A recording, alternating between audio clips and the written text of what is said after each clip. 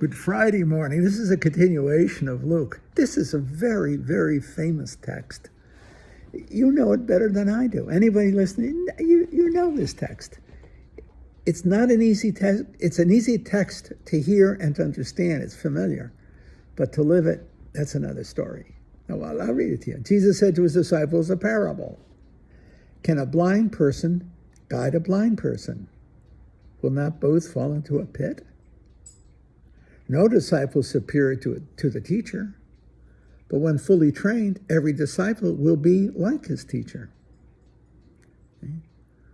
Now here's the famous part. Why do you notice the splinter in your brother's eye, but do not perceive the wooden beam in your own? How can you say to your brother, hey pal, let me remove the splinter in your eye, when you do not even notice the wooden beam in your own eye?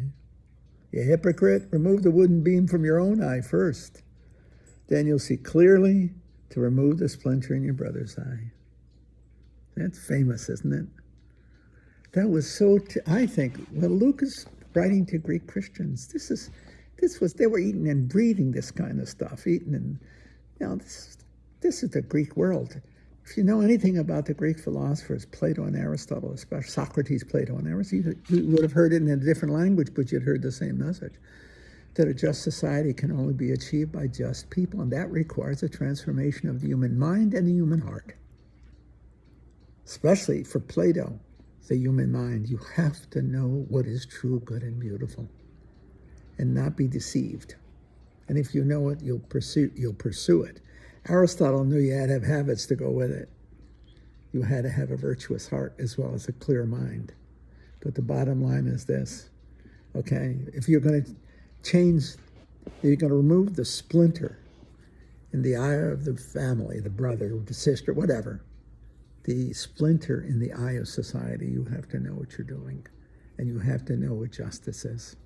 Your eyes have to be clear. You have to clearly see what is just and fair, what is good. That's Plato.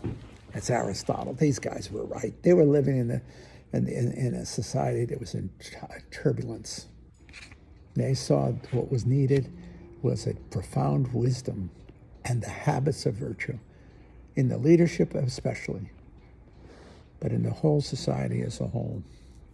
I see that today in our own politics, in our own democratic governments, etc. Democratic meaning democracy, not the Democrats versus the Republicans, any party, is the need for wisdom. The need for true, honest wisdom in the guidance of the nation, in the procurement or the fostering of laws, etc. That there is significant need for radical transformation in the way we lead our nation as a democratic nation, as the world's leader. It's got to be wise. It can't just be advantageous. We've seen how great nations have perverted themselves and created chaos. Look at Germany, what a marvelous place, but under Hitler.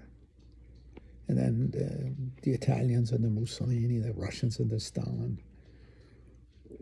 were capable of corruption as a society as a whole, unless we have a virtuous society that demands the wisdom and integrity of its leadership, not just their power to be an advantage to us, make more money with this party rather than that. But who is a wise leader who will guide us to a flourishing society. I remember a friend of mine, in the business world, I guess, that was a long time ago, but what he said was, I made a lot of money under him, under what president? I wonder why, I don't know who it was, I don't remember now. Okay, that's cool. That's not good enough.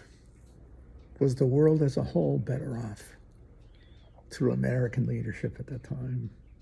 Were the lives of people throughout the world enhanced and enriched? Or were they exploited? The fact that you got rich over it doesn't guarantee that it was a good and healthy society.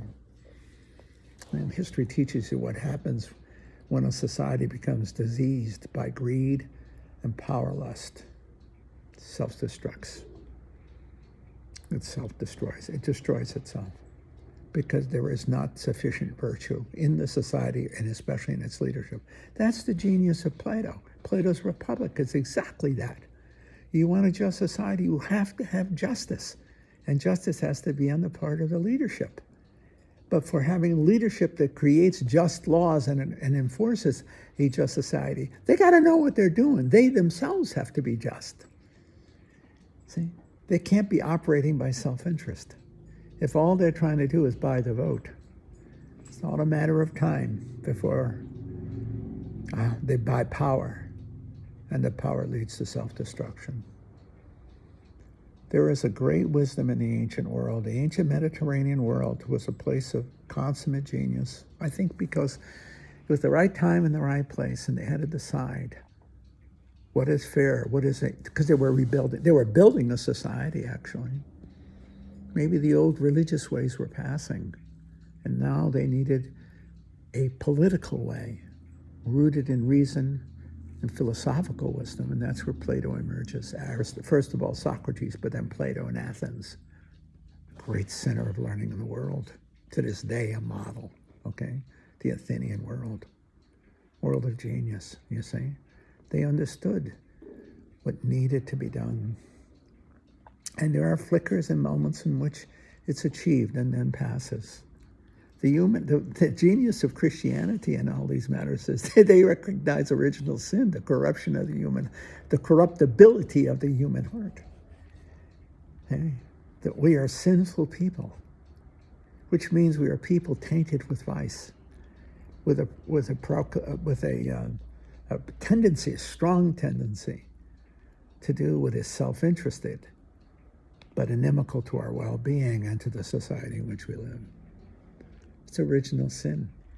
It's the corruptibility of the human heart, our capacity to betray even our own best interests, why we constantly have to struggle with vice in our own lives. You know, take it when you were a kid going to school. Does anybody want to sit there and read some boring thing? But you sit down with your kids, right, and you teach them not only how to read, but to have the discipline to read and write and study and do the math. It's not fun, but it's habituating. You make a habit of discipline. Boy, I sure learned that in the monastery. Wow. Because I ended the monastery as the world's worst student. There was nobody worse than me, the gang I hung around with. That I turned out to be the college professor, maybe one of the greatest wonders of the world. They can't believe it. You had to know me. I didn't have a shred of discipline, nothing. I invented cheating. I could teach anybody how to cheat on a term paper, believe me. And I got in the monastery, it didn't work anymore. And what the monastery gave me, which I never had before, profound self-respect and discipline. The monastery, if it was time to study, you studied. You didn't have any choice. And I learned and I acquired discipline, but I also began to see who I was through the friendships of the monastery. We were friends together, and I began to know who I was and to believe in what I was. And I actually began to love myself. I didn't see myself as the consummate jerk that I felt like growing up. And not in my home, but in my gang. Yeah, I didn't know. These were the smart kids. I was the dummy. But the order changed me because it gave me self-respect and discipline. That's the truth. A debt I owe to my passionate family is unpayable. I just hope I'm faithful to it because they gave me what I have now, a marvelous life, both a priestly religious life and a professional life. I am a professor. Me. One of my friends said, she couldn't quite say it, my friend Barb. She couldn't quite say it because it essentially says, how'd you ever become a professor? We didn't, and she didn't say, she says, we didn't see you that smart. I said, you're right, I was as dumb as a box of rocks. Anyway, it was the order, circumstances.